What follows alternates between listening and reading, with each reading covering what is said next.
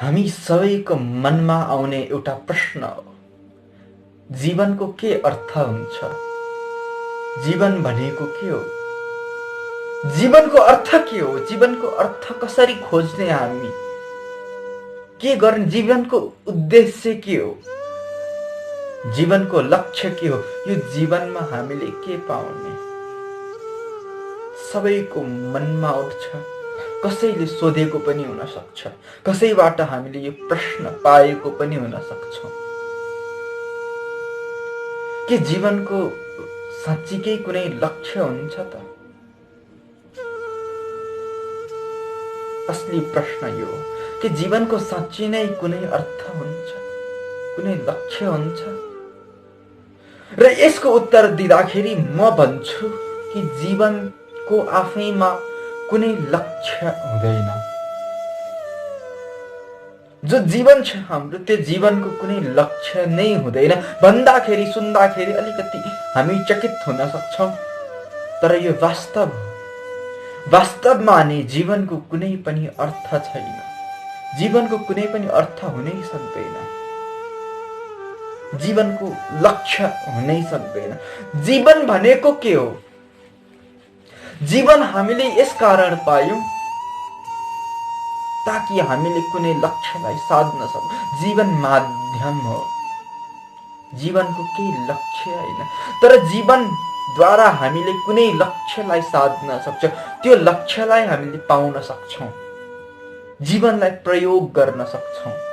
तर जीवन आफैमा कुनै लक्ष्य हुँदैन। जीवनको कुनै आफ्नो लक्ष्य खाली कागज, ब्ल्याङ्क पेपर, ड्रइङ पेपर हो।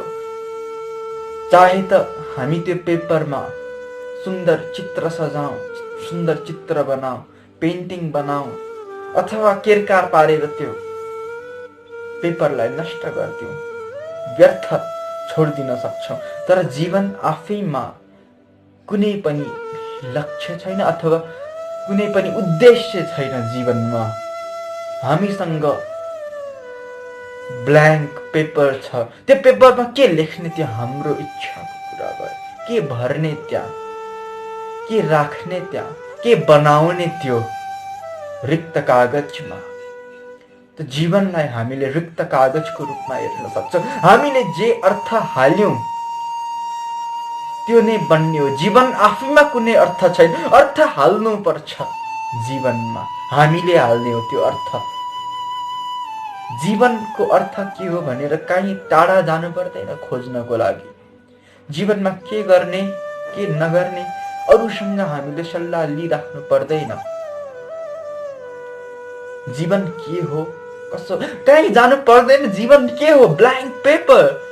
जे हामीले चाहन्छौं त्यही भर्ने हो जीवनमा। त हामीले त्यो भर्न सक्नुपर्छ। हामीले त्यो हिम्मत हामीले जुटाउनु पर्छ। जीवनमा हामीले नाना विचित्र ढङ्गको काम गरेर जीवनलाई त्यत्तिकै व्यर्थ फाल्ने हो कि जीवनलाई सुन्दर बनाउने, परमात्मा रूपी जुन रस छ त्यो रसलाई पिएर जीवनलाई सार्थक बनाउने हो।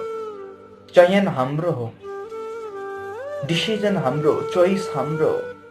हामीसँग धेरै अप्सन्सहरू छ। त्यो अप्सनमा हामीले के चुज गर्ने त्यो हाम्रो हातमा छ, आफ्नो व्यक्तिगत हातमा छ। कसैले कर गरेर जिद्दी गरेर कि यही चुन्नु पर्छ भनेर हुँदैन त्यो जीवन। जीवन भनेको यस्तो चिज हो जुनलाई हामीले सार्थक बनाउने हो। जीवन आफैमा कुनै पनि अर्थ छैन, कुनै पनि लक्ष्य छैन जीवनको। तर यो जीवनमा हामीले लक्ष्य हालेर अगाडि बढ्यौं भने हामीले धेरै ठुलो मुकाम, धेरै ठुलो उपलब्धि प्राप्त गर्न सक्छौं। र जीवनलाई सार्थक बनाउनको निम्ति हामीले जो परमात्माको ऊर्जा, परमात्माको रस छ, त्यो रस पान गर्नको लागि पिपासु भएर त्यसको प्रतीक्षा गर्नुपर्छ, कि त्यसको कामना गर्नुपर्छ, त्यसको आकांक्षा गर्नुपर्छ। अनि कहीँ एउटा अलौकिक संसारबाट त्यो रस टप्किन्छ र त्यो रस हामीले पान गरेर हाम्रो यो जीवन लाई सार्थक बनाउन सक्छौँ, त्यो जीवनमा लक्ष्य हाल्न सक्छौँ, त्यो लक्ष्य हामीले परमात्मा हाल्न सक्छौँ, चाह्यौँ त अरू पनि हाल्न सक्छौँ, तर त्यो सबै अर्थ निरर्थ बराबर नै हो। जो हाम्रो वास्तविक स्वरूप छ त्यो स्वरूपलाई प्राप्त गर्नु नै हाम्रो जीवनको वास्तविक लक्ष्य हो, उद्देश्य हो। र जीवनको अर्थ पनि हामीले स्वयं नै हाल्नुपर्छ, स्वयं विचार गर्नुपर्छ, स्वयं मन्थन गर्नुपर्छ विचारको, स्वयंले स्वयंलाई प्रश्न गर्नुपर्छ र स्वयंले अनेकौं उत्तर दिन्छ। त्यो अनेकौं उत्तरबाट पनि के चाहिँ सही उत्तर हो त्यो पनि त्यसको विचार गर्नुपर्छ। विचार गर्दा गर्दै एउटा यस्तो क्षण आउँछ जब न कुनै प्रश्न बाँकी हुन्छ, न कुनै उत्तर बाँकी हुन्छ। सबै प्रश्नको उत्तर दिएर साध्य पनि हुँदैन। प्रश्न तबसम्म अस्तित्वमा छ जबसम्म हामीमा केही खोज्ने प्यास छ, केही खोज्ने आकांक्षा, केही खोज्न हामी तयार छौँ, तत्पर छौँ, तबसम्म मात्र प्रश्नको अस्तित्व छ।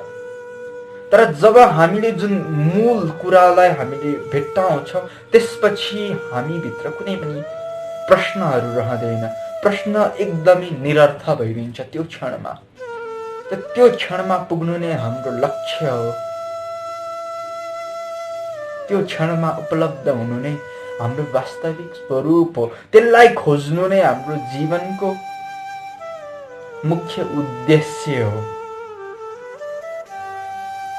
त्यो कुरालाई हामीले खोजेर भेटेर त्यसलाई प्राप्त गरेर अरूलाई बाँड्नु नै हाम्रो जीवनमा यस्तो किसिमको उद्देश्यहरू हाल्न सक्छौँ, उद्देश्यहरू साध्न सक्छौँ, जीवनबाट लक्ष्यहरू प्राप्त गर्न सक्छौँ। यो नै जीवनको असली मतलब हो। मतलब के भन्नु, अर्थ हो। अर्थ पनि होइन, अब अर्थ हामीले हाल्यौँ, यो किसिमको अर्थ हाल्यौँ भने जीवन सार्थक हुन्छ भन्नु मात्र एउटा भनाइ हो। होइन भने नानाविधि अरू अर्थ हालेर हामीले जीवनलाई व्यर्थ गमाउन पनि सक्छौँ। तर डिसिजन हाम्रो हो कि हामीले जीवनलाई व्यर्थ गमाउने कि यो जीवनबाट हामीले सुन्दर बगैँचा निर्माण गर्ने, सुन्दर स्थान निर्माण गर्ने, के गर्ने त्यो हाम्रो चोइस हो, हाम्रो डिसिजन हो। त्यो हामीमा निर्भर गर्छ।